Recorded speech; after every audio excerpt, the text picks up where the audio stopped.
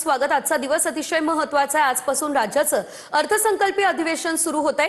विरोधक सत्ताधाऱ्यांना अनेक मुद्द्यांवरून घेण्याच्या तयारीत आहेत। 6 मार्चला मुख्यमंत्री देवेंद्र फडणवीस स्वतः राज्याचा अर्थसंकल्प मांडणार आहेत आणि दादांचा विमान अपघात असेल किंवा मुंढव्यातलं जमीन प्रकरण असेल, मंत्रालयातील लाचखोर प्रकरण असेल, यासह इतरही महत्त्वाचे मुद्दे आहेत ज्या मुद्द्यांवरून विरोधक सरकारला घेण्याच्या तयारीत असल्याचं आपल्याला पाहायला मिळतंय।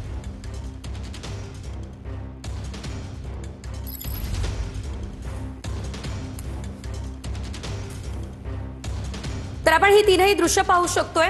एकीकडे मुख्यमंत्री देवेंद्र फडणवीस हे विधान भवनामध्ये दाखल झालेले आहेत। शिवसेनेचे आमदार सुद्धा विधान भवनामध्ये दाखल झालेले आहेत। थोड्याच वेळात उपमुख्यमंत्री एकनाथ शिंदे सुद्धा दाखल होतील।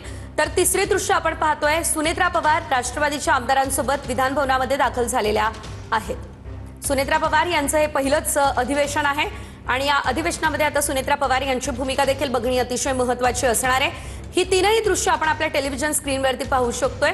महत्त्वाचे दृश्य आहेत। मुख्यमंत्री देवेंद्र फडणवीस पोहोचले, शिंदेच्या शिवसेनेचे आमदार पोहोचलेले आहेत। उपमुख्यमंत्री शिंदे यांची वाट बघितली जाते। अगदी काही वेळातच ते विधान भवनात दाखल होतील आणि त्यानंतर कामकाज सुरू होणार आहे। राष्ट्रवादीच्या आमदारांसोबत सुनेत्रा पवार सुद्धा विधान भवनामध्ये दाखल झालेल्या आहेत।